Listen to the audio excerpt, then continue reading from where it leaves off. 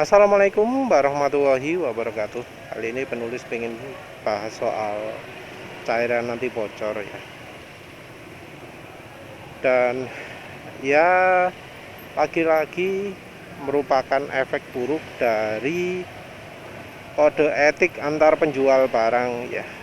Jadi kebanyakan review di YouTube itu sering nggak nyebut merek. Alasannya itu kode etik ya. Nggak bagus nyebut kelemahan barang orang lain ya, cacat produk orang lain ya. Tentu alasannya adalah alasan kode etik ya, bukan alasan religi. Karena kalau alasan religi, alasan agama, di agama itu disebutkan jelas bahwa orang yang menyembunyikan cacat jualan produknya itu buruk, dan orang yang membantu penjual menyembunyikan cacat produk atau berbohong itu juga kena karmanya, juga kena buruknya juga. Jadi jelas bahwa menyembunyikan merek di sebuah review, kalau misalnya ada sesuatu yang jelek, itu malah buruk berdasarkan alasan religi. Ya kalau yang penasaran ya silahkan carilah hukumnya menyembunyikan cacat barang jualan. Soalnya yang dibahas yang itu bukan keburukan orang, tapi keburukan barang jualan. Beda ya, nggak boleh disamakan. Nah, khusus untuk cairan nanti bocor ini tidak menyebutkan merek, itu merugikan konsumen, merugikan orang banyak. Karena dengan menyembunyikan merek, maka anggapan orang jadi semua cairan anti bocor itu jelek, semua cairan anti bocor itu merusak, semua cairan anti bocor efek negatifnya besar, manfaatnya nggak ada. Jadi ya tetap sajalah yang dalam tanda kutip kode etiknya itu tetap malah kelanggar dan makin parah ya. Yang bagus-bagus produknya pun jadi kena nama jelek juga. Konsumen dirugikan karena ya konsumen jadi takut mau pakai cairan anti bocor, dan malah beberapa mekanik itu rekomendasinya jangan pakai cairan anti bocor. Padahal dalam kenyataannya namanya ban tubles itu kalau kena paku ya masih bisa bocor. Kalau lubangnya besar ya bocornya cepat, kalau lubangnya kecil ya bocornya lama. Tapi beberapa kali ya penulis itu mengalami bocor sampai di kantor ya, begitu pulang bannya sudah gembos.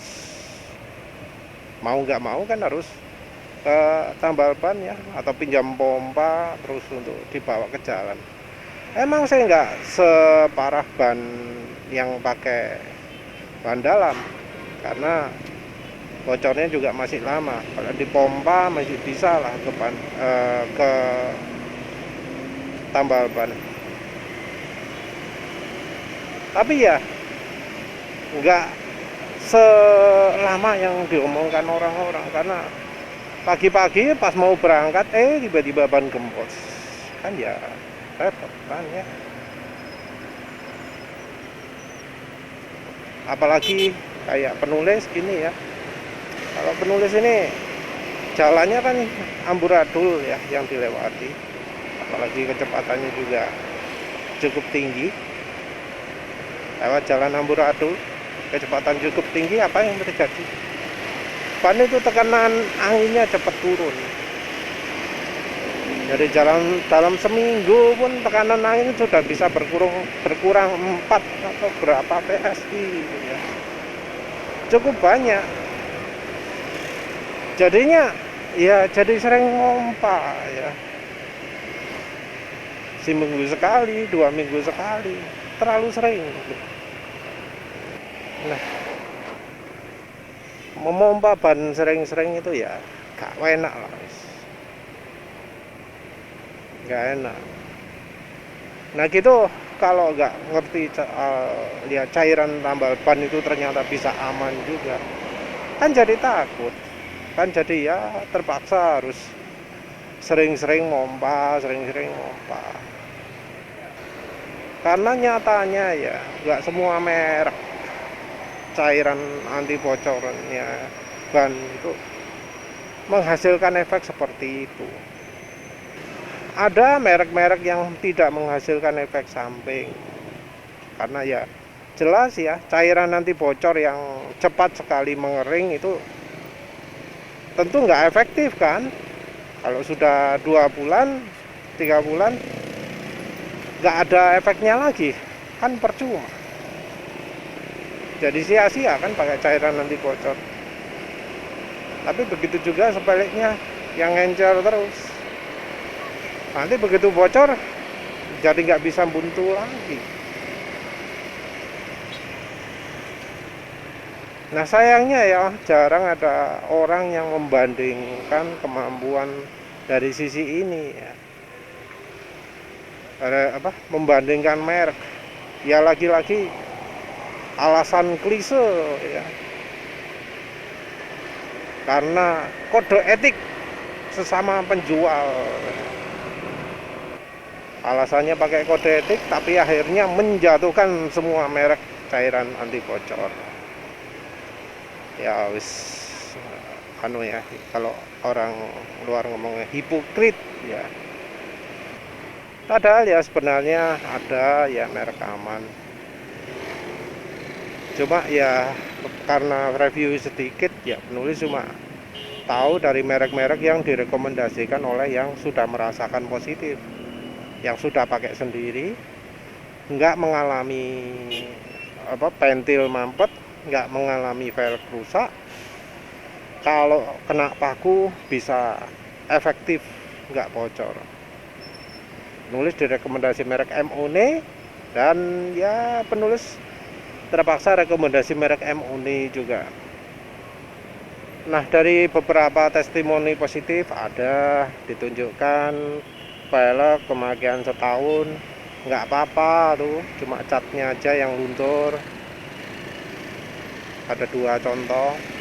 Ada juga yang contoh ketiga 3 tahun nggak apa-apa tuh velgnya.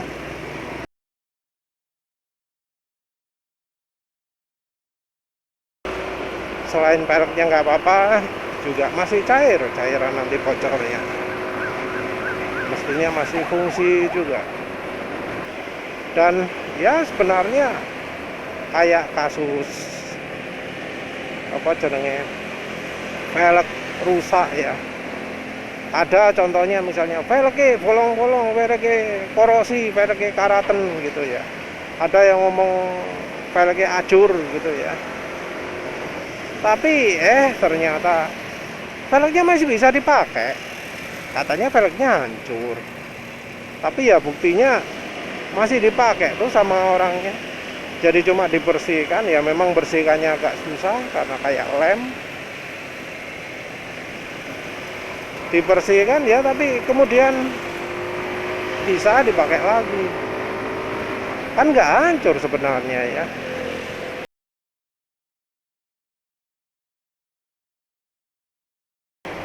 Yang sampai velgnya rusak penulis belum pernah dengar, belum pernah lihat videonya. Seandainya ada ya mestinya disebutkan mereknya dong.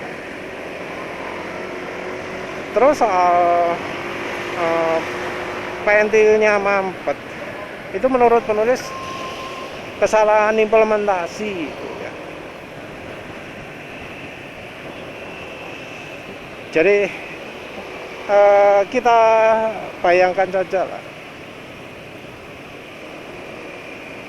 cara kerja cairan anti bocor itu gimana sih? Cara kerja cairan anti bocor itu adalah bikin cairannya melewati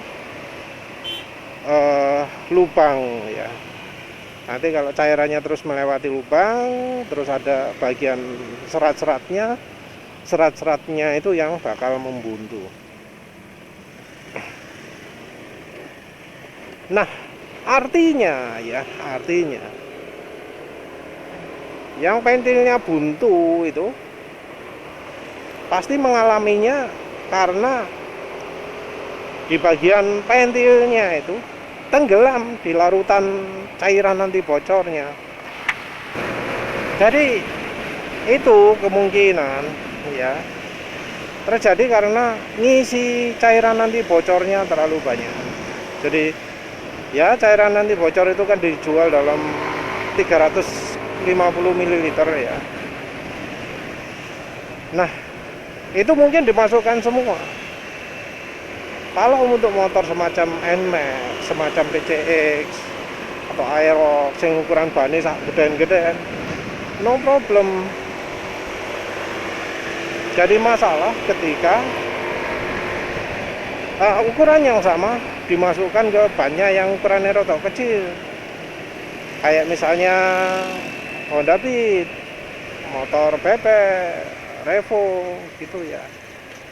Karena apa yang terjadi? Begitu cairannya terlalu banyak, maka ketika pas misalnya lagi parkir ya, terus cairan anti bocornya itu mengenai lubang tutup pentil dan anginnya bocor rembes sedikit-sedikit, maka cairan anti bocornya ya naik toh ke pentil. Akibatnya apa? Akibatnya ya pentilnya jadi buntu. Kalau menurut penulis kejadiannya seperti itu ya.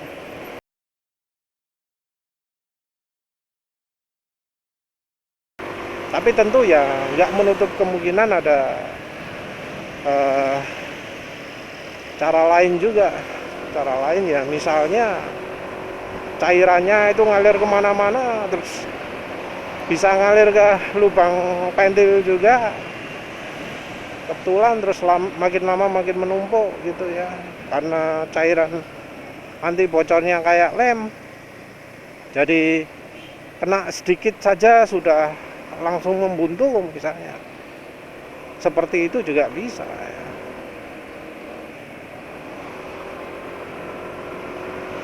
Kalau dari mekaniknya sendiri ada yang ngomong, wah pentil itu murah, tinggal ganti gitu ya. Ada yang ganti dengan pentil dari logam misalnya. Jadi katanya bisa lebih kuat gitu ya. Ada juga yang ngomong tinggal di coblos-coblos pakai paku atau pakai logam kecil. Kalau pentil bumpet sih banyak yang masih toleransi ya. Yang orang takut itu kebanyakan ya velg rusak itu. Ya lagi-lagi ya harus perhatian sama merek, karena nggak semua merek cairan anti bocor menghasilkan efek seperti itu. Penulis sendiri ya pakai ya, bukan karena paku terutama, tapi karena bannya kempos ini. Jadi ini bannya masih belum pernah kena paku yang bikin bocor ya, tapi penulis pilih pakai saja lah, karena biar tekanan anginnya lebih stabil. Oh ya, penulis juga belum cerita, kan mekanik itu ngomong nggak usah pakai cairan anti bocor, pakai ditambal saja kalau ingin ngirit. Nah, ditambal pun kadang nggak tepat ya, kadang masih rembes-rembes juga ya, masih bocor juga. Penulis pernah sampai balik 3 kali ke tukang tambal bannya karena tambalannya itu masih nggak sempurna. Di balik yang ketiga sampai dikasih dua coblosan gitu ya. Itu menunjukkan bahwa nambal pun ada keterbatasannya. Ya sebenarnya sih cairan nanti bocor juga ada keterbatasannya. Ukuran lubang tertentu nggak akan mampu.